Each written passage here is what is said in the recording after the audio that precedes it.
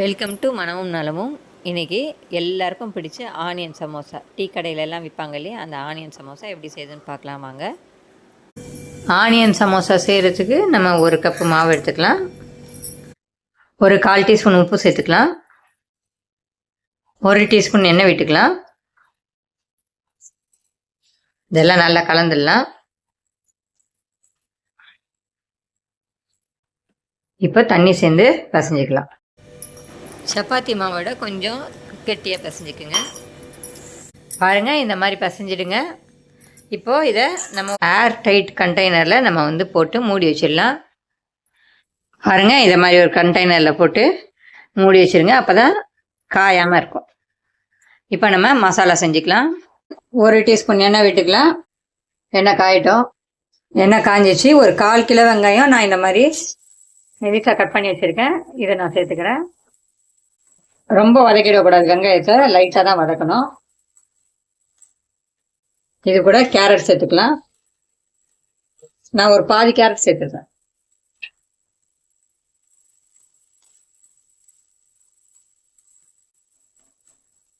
ஒரு நிமிஷம் வதக்கினா போதும். இப்போ உருளைக்கிழங்கு, பாதி உருளைக்கிழங்கு இந்த மாதிரி சின்னதாக வேக வச்ச உருளைக்கிழங்கு இந்த மாதிரி சின்னதாக கட் பண்ணி சேர்த்துக்குங்க. பாதி உருளைக்கிழங்கு பாதி கேரட்டு போட்டால் போதும்.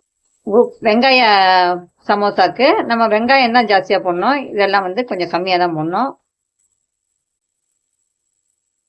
ஒரு 1/4 டீஸ்பூன் கரம் மசாலா பொடி, உப்பு ஒரு 1/2 டீஸ்பூன், மிளகாத்தூள் ஒரு 1/4 டீஸ்பூன் போட்டால் போதும். ரொம்ப காரம் இருந்துச்சுன்னா நல்லா இருக்காது. சீரக பொடி ஒரு 1/2 டீஸ்பூன் சேர்த்துக்கோங்க. இதெல்லாம் நல்லா கலந்துடலாம். மஞ்சத்தூள் 1/4 டீஸ்பூனோட கம்மியாக சேர்த்துக்கோங்க.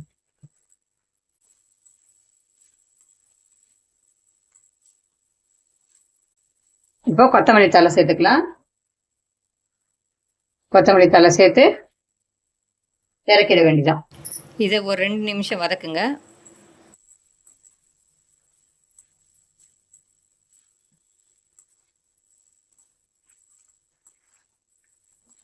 அவ்வளோதான், ஸ்டஃபிங் அருமையாக ரெடி ஆயிடுச்சு.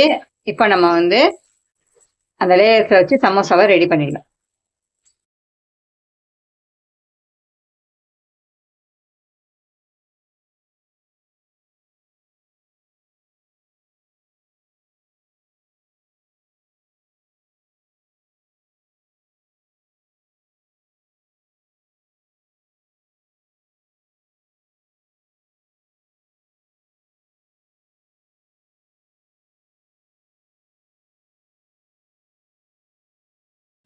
இந்த 6 சப்பாத்தியும் 3 சப்பாத்தி எடுத்துக்கோங்க. இதை ஒவ்வொரு லேயராக எடுத்து அது மேலே கொஞ்சம் எண்ணெயை ஸ்ப்ரெட் பண்ணி விட்டு அது மேலே கொஞ்சம் மைதா மாவு தூவி அதையும் ஸ்ப்ரெட் பண்ணி விட்டுருங்க.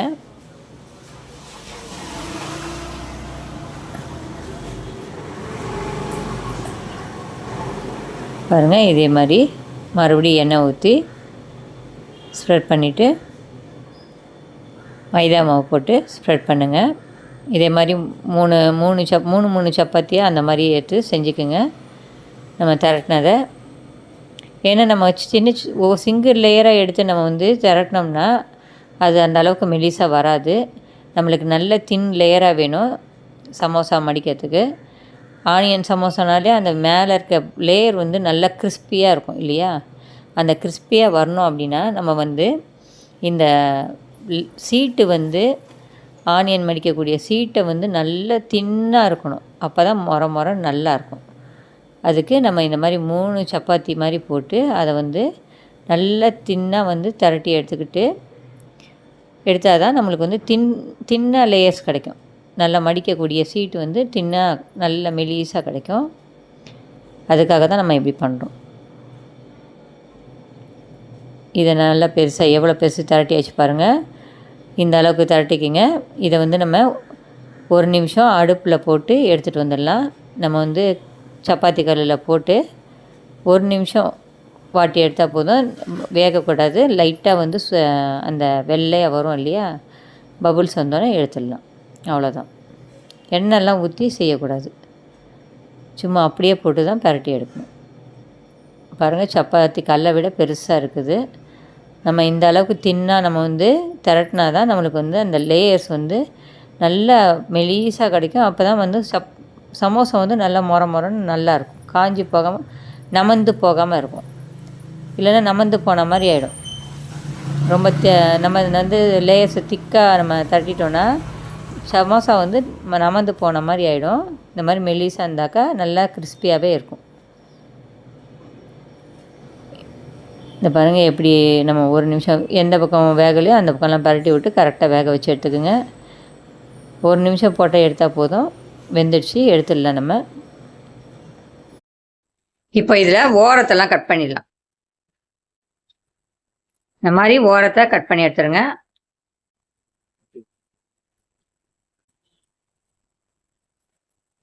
இப்போ நம்ம நல்லா சதுரமாக கட் பண்ணிட்டோம்.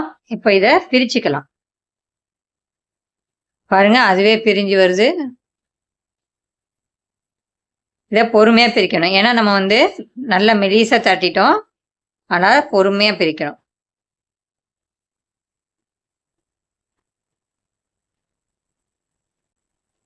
பாருங்க எப்படி வந்திருக்குன்னு. நல்ல மெலிசாக வந்துருக்கு பாருங்க. இந்த மாதிரி பிரித்து எடுத்துக்கோங்க. இப்போ நம்ம இதை கட் பண்ணி ஸ்டஃபிங் பண்ணிடலாம். பாருங்க, ஒரு சப்பாத்திக்கு 3 லேயர் வந்து 3 இது கட் பண்ணியிருக்கோம். எத்தனை பீஸ் வந்திருக்கு பாருங்கள். இந்த பீஸ் நீங்கள் எல்லாத்தையும் யூஸ் பண்ணலை அப்படின்னாக்கா எடுத்து ஃப்ரிட்ஜில் வச்சுட்டு 1 வாரம் வரைக்கும் யூஸ் பண்ணலாம். தேவைங்கும் போது எடுத்து யூஸ் பண்ணலாம். 1 வாரம் வரைக்கும் நல்லாயிருக்கும். இப்போ நம்ம ஸ்டஃபிங் பண்ணிடலாம். பாருங்கள், லேயர் எவ்வளோ தின்னாக இருக்குது பாருங்கள். இதை மாதிரி செய்யும்போது தான் வந்து கிறிஸ்பினஸ் கிடைக்கும் அந்த சமோசாக்கு. இது செய்கிறதுக்கு நம்ம ஒரு 2 டீஸ்பூன் மைதா மாவு கலந்துக்கலாம். முதல்ல பைண்டிங் பண்ணுறதுக்கு வேணும் இல்லையா? ஒரு 2 டீஸ்பூன் மைதா மாவு எடுத்துக்கோங்க. அதை தண்ணி ஊற்றி கலந்துக்குங்க.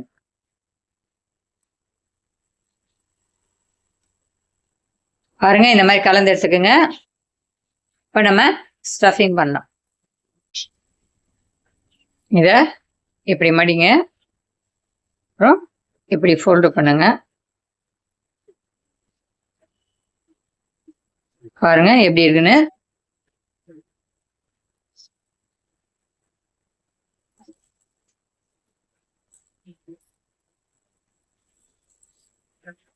கொஞ்சமாக எடுத்து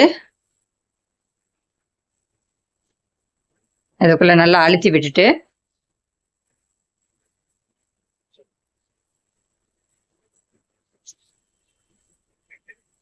நல்லா அழுத்தி விட்டுருங்க.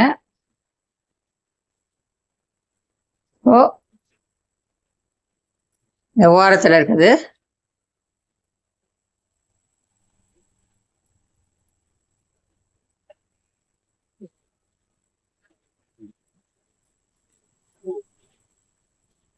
அப்படியே ஃபோல்டு பண்ணிவிட்டு இந்த பக்கம் மடிச்சிடலாம். அவ்வளோதான். பாருங்கள், சூப்பராக சமோசா ரெடி ஆயிடுச்சு. சப்போஸ் இது உங்களுக்கு லென்த்தாக இருக்குது அப்படின்னா கொஞ்சம் கட் பண்ணிவிட்டு லென்த்தை கொஞ்சம் கட் பண்ணிவிட்டு கூட நீங்கள் செய்ய ஆரம்பிக்கலாம். ஃபோல்டிங் ஜாஸ்தியாக வரும்போது நம்மளுக்கு வந்து நிறைய லேயர்ஸ் இருக்க மாதிரி இருக்கும்.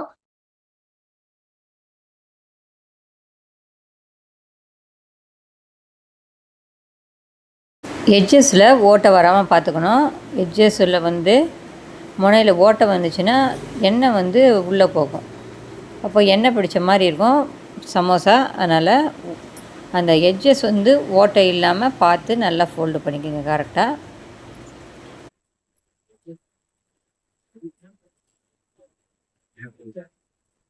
இந்த லேயர்ஸை நம்ம செஞ்சு வச்சிட்டோம்னாக்கா நம்ம 1 வாரம் வரைக்கும் அப்படியே எடுத்து வச்சிடலாம். எப்போ வேணுமோ நம்ம அப்போ எடுத்து சமோசா செஞ்சுக்கலாம்.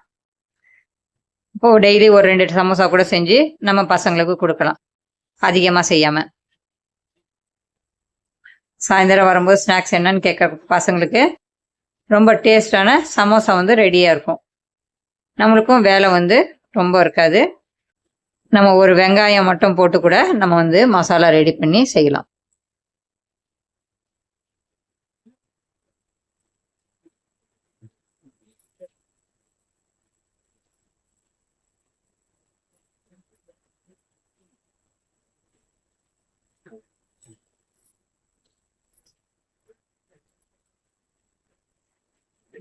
நல்லா தடவி விட்டுருங்க.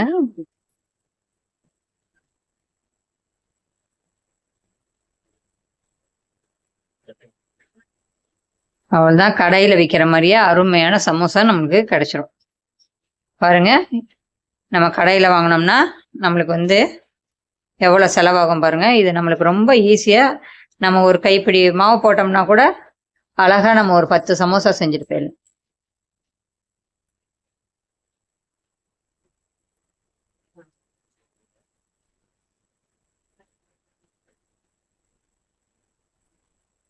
இந்த பாருங்கள், இந்த இடம் கிழிஞ்சு தான் இருக்குது, அதனால் ஒன்றும் பிரச்சனையே கிடையாது.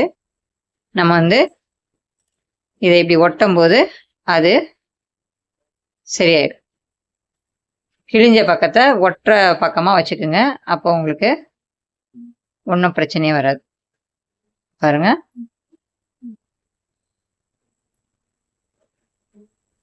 அவ்வளோதான். பார்த்தீங்களா, ஓட்டை கிழிஞ்சது, ஒன்றும் பிரச்சனையே இல்லை, அதை வந்து மூடிக்கிச்சு, அவ்வளோதான். நான் பிசைஞ்சதில் பாதி மாவு தான் வந்து போட்டிருக்கேன், மீதி மாவு இன்னும் நான் போடவே இல்லை. அதில் எவ்வளோ வந்திருக்கு பாருங்கள். இதே மாதிரி எல்லாத்தையும் செஞ்சுக்குங்க. எண்ணெய் காஞ்சிடுச்சு, இப்போ வந்து சமோசாவை எடுத்து போட்டுக்கலாம்.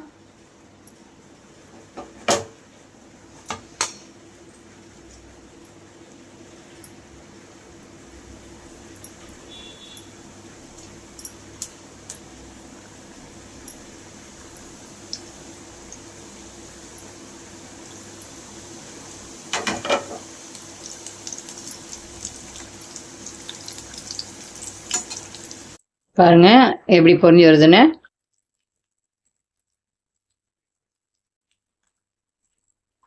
அடுப்பை மீடியம் ஃப்ளேமை விட கொஞ்சம் கம்மியாகவே வச்சு வருங்க, அப்போ தான் வந்து நல்லா கிறிஸ்பியாக வரும்.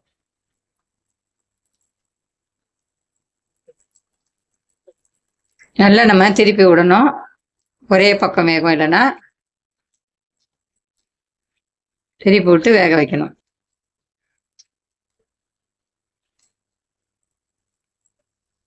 இந்த பபுள்ஸ் அடங்கிடுச்சு பாருங்க, இதில் பபுள்ஸ் அடங்கிடுச்சு, எடுத்துடலாம்.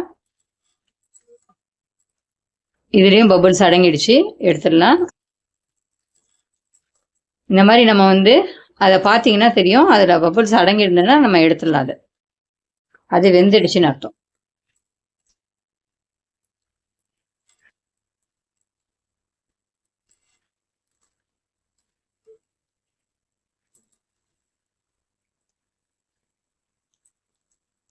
இதில் மட்டும்தான் கொஞ்சம் பபுள்ஸ் எடுத்து பாருங்கள்,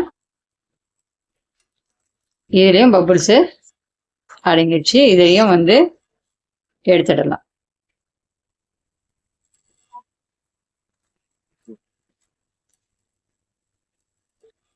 இதையும் எடுத்துடலாம்.